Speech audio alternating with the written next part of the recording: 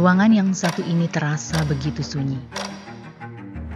Padahal di luar sana suasana begitu ramai dan riuh dengan orang-orang bergembira menunggu peristiwa besar yang akan segera dilaksanakan.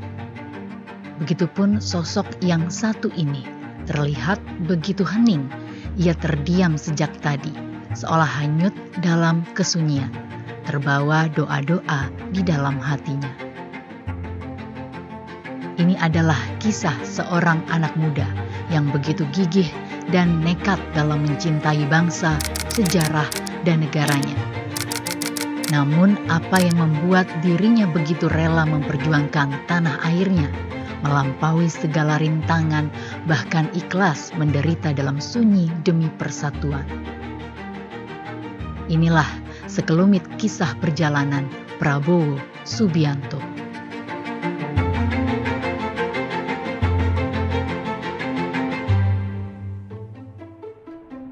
Kisah ini berbeda dengan cerita perjalanan banyak tokoh perjuangan yang biasanya berlatar belakang dari keluarga sederhana atau bahkan keluarga miskin.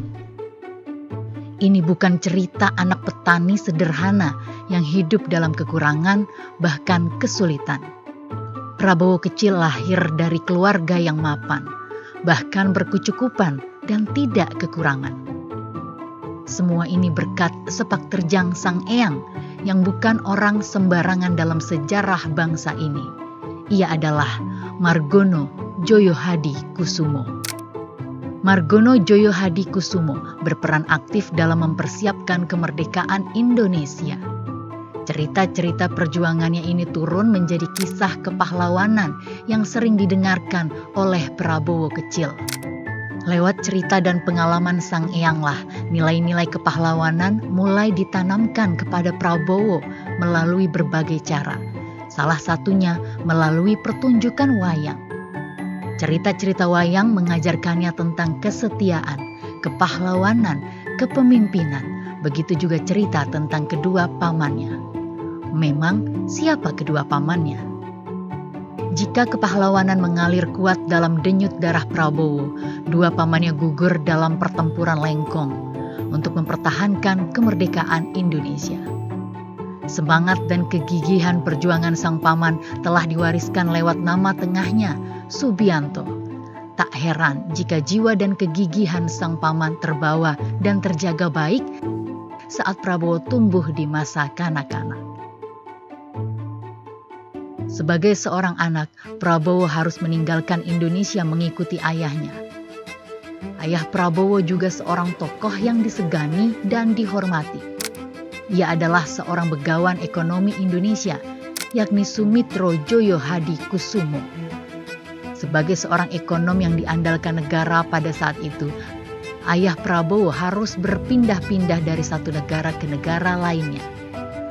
Tentu ini menjadi tantangan bagi Prabowo di usia anak-anak, karena benih-benih nasionalisme baru tersemai dan belum tumbuh. Namun di luar negeri, Prabowo menikmati masa kanak-kanak yang penuh warna. Sejak dulu, Prabowo mudah memperhatikan hal-hal detail dan menyukai permainan yang membutuhkan keahlian strategi. Dibesarkan dalam keluarga intelektual menjadikan Prabowo tumbuh menjadi lebih kritis dan pesat berkembang. Namun ia tetap menjaga kesantunan ala orang timur seperti yang diajarkan orang tuanya. Ketika kecil, kami sering bermain koboi dan Indian.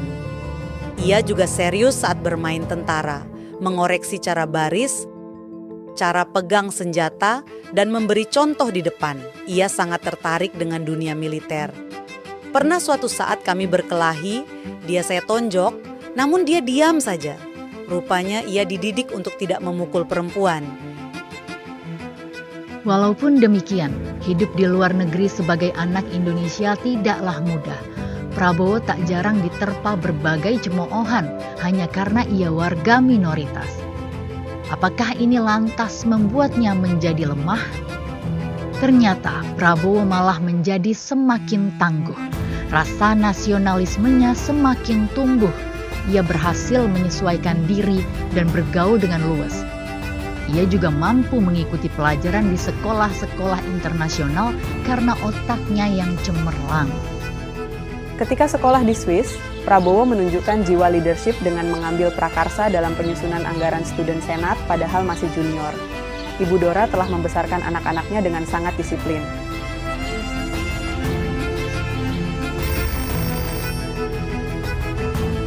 Kabar baik datang saat ayahnya dipanggil pulang untuk menjabat sebagai Menteri Keuangan. Prabowo merasakan semangat menggebu. Timbul banyak pertanyaan dalam dirinya. Apa yang bisa kulakukan untuk rakyat di tanah air yang kucintai ini?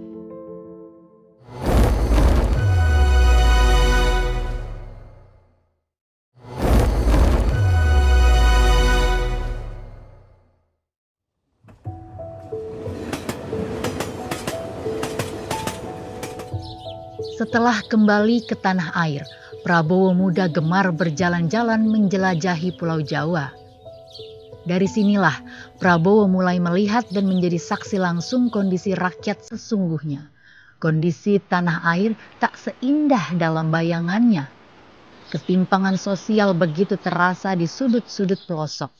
Lalu berkat keluasannya pun Prabowo muda tidak sulit bergaul dengan beberapa aktivis mahasiswa. Salah satu mahasiswa yang peduli dengan kondisi bangsa itu adalah Suhoki.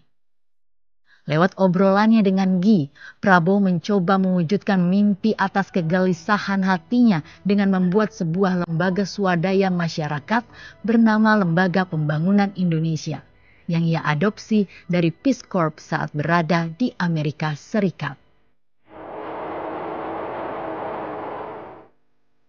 Namun apa daya? Di tengah perjalanan, lembaga ini tidak berkembang seperti yang diharapkan. Meskipun demikian, Prabowo tak lantas putus asa. Ia terus mencari jalan lain untuk mewujudkan kecintaannya pada bangsa dan tanah airnya.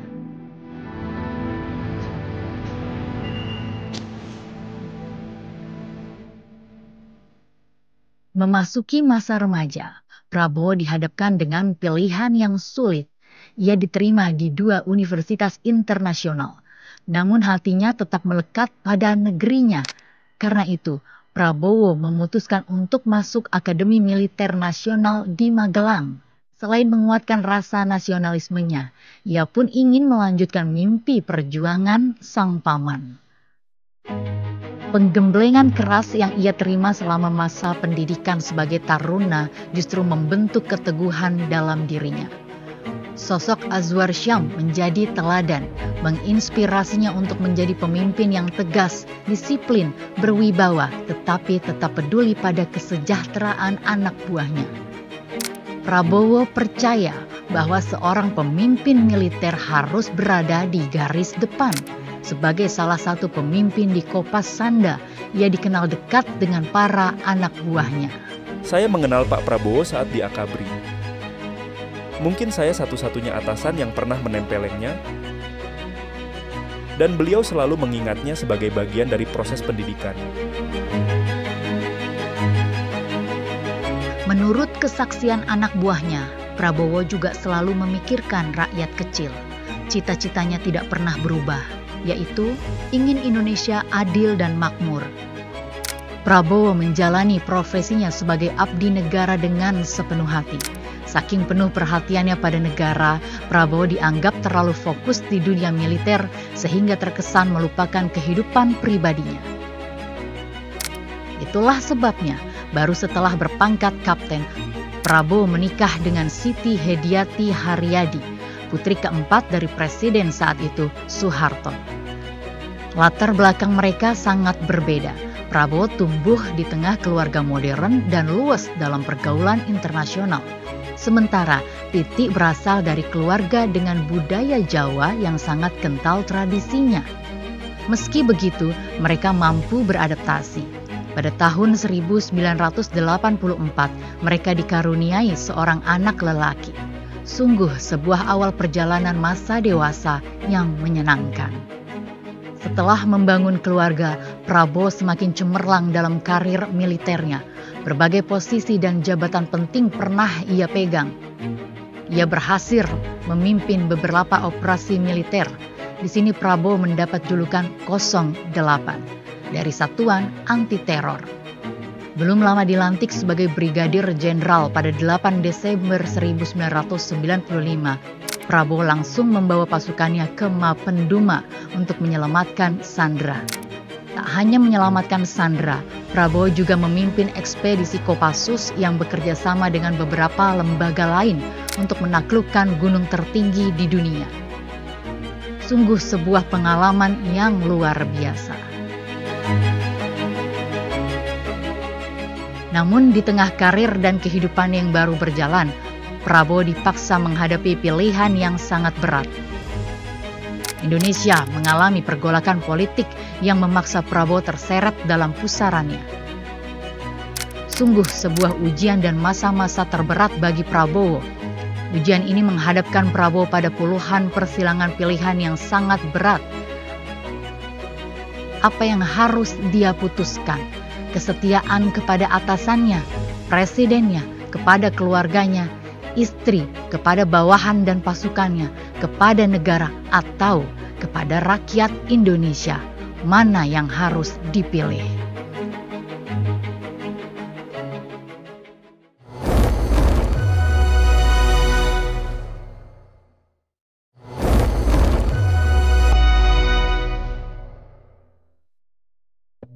Tahun 1998, karir militer Prabowo terhenti. Dengan hati yang berat, Prabowo harus merelakan apa yang sudah ia bangun selama ini, termasuk karirnya yang harus disudahi. Tak diam dalam keterpurukan, Prabowo memutuskan untuk pergi ke Yordania. Itu adalah negara tempat tinggal sahabatnya Pangeran Abdullah yang mengundang dan menyambut Prabowo layaknya seorang jenderal yang pulang dari medan laga. Jauh di negeri orang, hatinya gamang dan terus menerawang memikirkan Indonesia. Prabowo teringat pada pesan ayahnya agar tetap bersama adiknya Hashim untuk saling menjaga dan saling menguatkan. Usai dari kehidupan militer, Prabowo mulai membangun usaha bersama sang adik Hashim Joyo Hadikusumo. Perlahan usahanya pun tumbuh dan berjalan. Namun begitulah Prabowo. Walaupun usaha dan bisnisnya terus membaik dan menanjak, Prabowo tetap memikirkan Indonesia, negaranya, bangsanya, terutama pasukan dan bawahannya dulu. Nampaknya memang rasa cinta dan perhatian Prabowo kepada masyarakat Indonesia tak bisa lepas.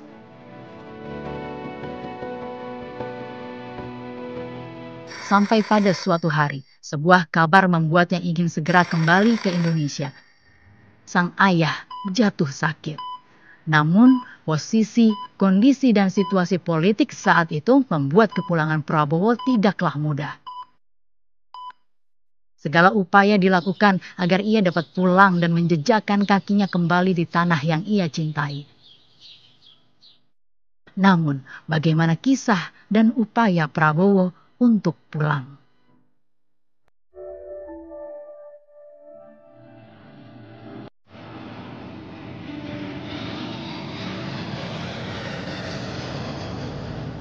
Orang yang membantu kepulangan Pak Prabowo kembali ke Indonesia memang Pak Taufik Kemas yang berkomunikasi dengan Pak Prabowo dan disampaikan waktu Bu Mega menjadi wakil presiden dan saat itu presidennya almarhum Gus Dur.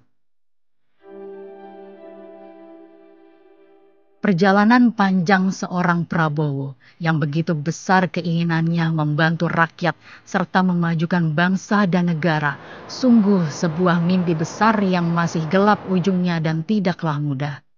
Prabowo yang hanya ingin kembali ke tanah airnya juga menghadapi begitu banyak kesulitan. Namun, atas kesaksian baik beberapa tokoh bangsa terhadap Prabowo, akhirnya Prabowo berhasil pulang kembali ke tanah air pada awal tahun 2000. Sayangnya tak lama kemudian pada tahun 2001, ayahandanya Pak Sumitro Joyo Hadikusumo meninggal dunia di usia 81 tahun.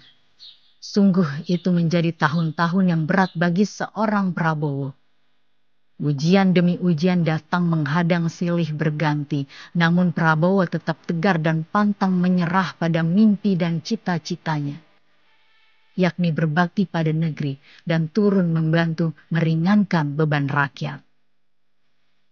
Setelah merasakan sendiri turbulensi, gejolak, bahkan friksi politik, Prabowo menyadari satu hal penting, cara dan langkah yang pasti untuk secara nyata membantu negara dan bangsa adalah dengan terjun ke politik praktis.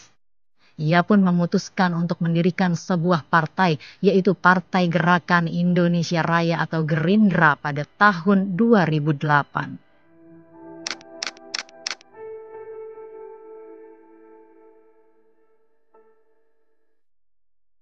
Dari sinilah awal karir politik Prabowo dimulai. Jalannya tidak mudah dan ia terus menghadapi ujian demi ujian lagi. Tidak hanya satu kali tetapi berkali-kali. Dan ini sungguh menjadi sebuah perjalanan politik yang luar biasa bagi seorang Prabowo. Sampai pada satu saat Prabowo harus dihadapkan lagi dengan ujian politik yang berat, yakni harus bersaing dengan kandidat terkuat, seorang lawan yang dulunya adalah kawan dan mantan orang yang ia dukung dalam kontestasi pemilihan kepala daerah DKI Jakarta, yaitu Joko Widodo atau Jokowi. Setelah kalah di Pilpres 8 Juli 2014, pada tahun 2019, untuk kedua kalinya Prabowo dikalahkan lagi oleh lawan yang sama, yakni Jokowi. Sungguh situasi yang sangat memukul bagi Prabowo. Apakah kegagalan ini akhirnya sanggup menghentikan langkah Prabowo? Pada suatu hari Sabtu di stasiun MRT Lebak Bulus, Prabowo meringankan kakinya untuk bertatap muka langsung dengan Jokowi. Pesaing terkuatnya dalam 2 kali Pilpres. Pertemuan Prabowo dengan Jokowi sungguh sebuah gambaran betapa besarnya jiwa Prabowo yang rela merendah dan mengalah demi bangsa, demi negara, dan demi persatuan rakyat.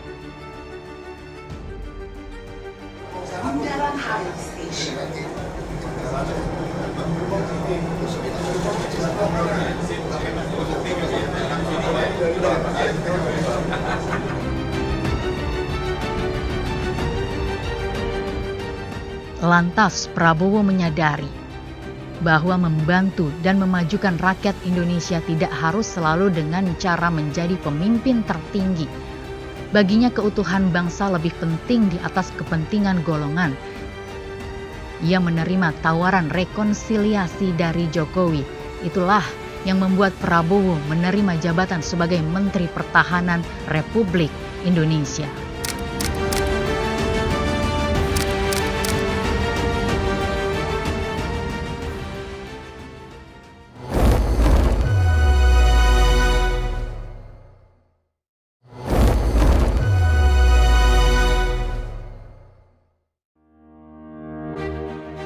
Rasa cinta tanah air, bangsa, dan negara memang sulit untuk bisa dibayangkan dan digambarkan dalam perjalanan panjang hidup, karir, perjuangan, dan kontestasi politik seorang Prabowo Subianto.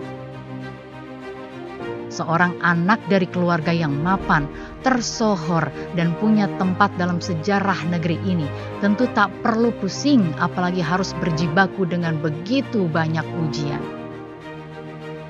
Binaan keluarga sejak dini, lingkungan pendidikan, dan tempaan dunia militer telah membentuk Prabowo menjadi pribadi tangguh yang tidak mudah menyerah. Ujian demi ujian tidak membuat Prabowo menyerah. Kegagalan demi kegagalan tidak menjadikan semangat Prabowo kandas. Prabowo tetap teguh, berani, dan gigih untuk terus mewujudkan keinginannya.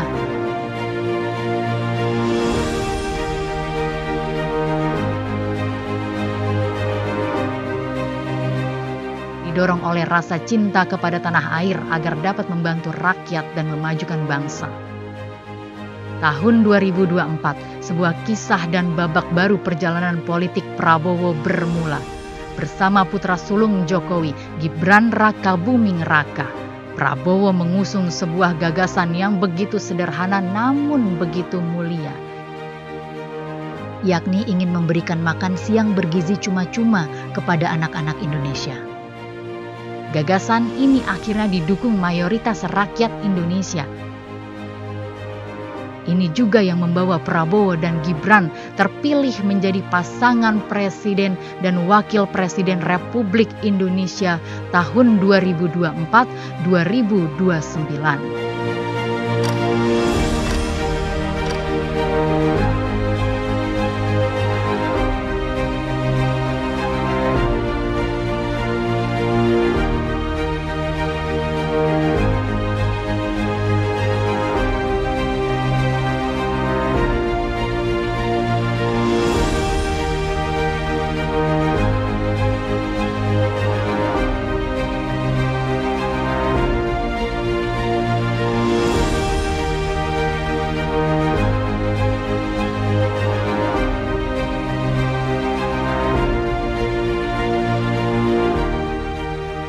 Prabowo Subianto, Presiden Republik Indonesia ke-8, siap menjalankan tugasnya sebagai kepala negara dan pemerintahan.